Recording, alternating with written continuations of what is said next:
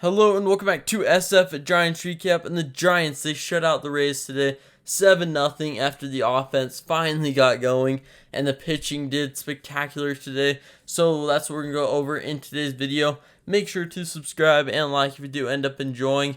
And so let's go over how the offense did today. Tyro Estrada, he blasted a homer in the 6th, and then Wilmer Flores, he did the same, but that scored Wade Meckler, who got his first career MLB hit. Good to see from him. He also had a nice catch in the early innings. Good to see for the rookie starting to contribute. He struggled at first, having like 4 strikeouts in his first 6 at-bats, but he's starting to come through. His swing is starting to work, and he's starting to make contact. So good to see there for the Giants. And then Michael Conforto, he had 3 hits today. He had a double that scored a run. And then Patrick Bailey, he scored a run and got an RBI with a single later on.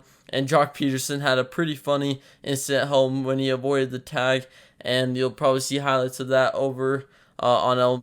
But I think the main thing I need to point out is the strikeouts. The strikeouts are only at 6. That is really good to see from the Giants. Anything below 10 is a win in my book, and they had 6 today. They put the ball in play. They made things happen. We were hitting a lot of line drives, hard contact, even though it was right to a lot of the players in the outfield and infield. That stuff will start to fall. We'll start to see a lot more runs, and I think that if we can limit the strikeouts, that will lead to a lot more wins in the future. So that is a good thing to point out. The bad thing, though, is the runners in scoring position. We were only 1 for 7 there. We have to fix this. I've said it before, and I keep saying it until it is fixed.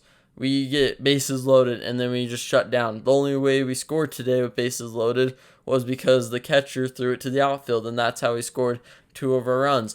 But we struck out once, and then we had a weak ground ball, and that scored no one with runners in scoring position. That has to be fixed, or else this team is not going to win. But if it is fixed, this team is going to be amazing. So that is the big difference, and it needs to be addressed, and it needs to be addressed quickly. For the pitching staff, though, Jacob Junis, he pitched amazing today. He went 4 innings, got 7 strikeouts, only walked 1, and only allowed 2 hits, no runs. Then Sean Manaea, he came in. He pitched 3 1/3. He got 5 strikeouts. And then Tyler Rogers, he introduced the double play ball that got 2 outs to end the inning. And then Luke Jackson, he struck out the side to close out the game. Good to see from all the pitchers. Everyone had their stuff today. Jacob Junis had a nasty slider going. His fastball command wasn't the greatest, but it kind of worked to his advantage because the Rays had no idea what he was going to go with, so it worked out well.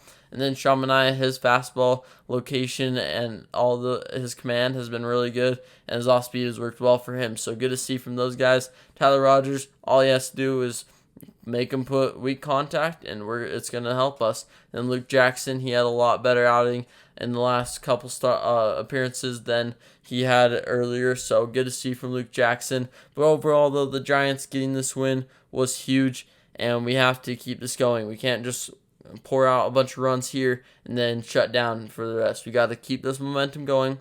If we can get a win tomorrow, that'd be an amazing series win against the Rays, and we can head on to play the best team in the MLB. So that will do it for today's recap. Thanks for watching, and I'll see you next time for a new SF Giants recap video.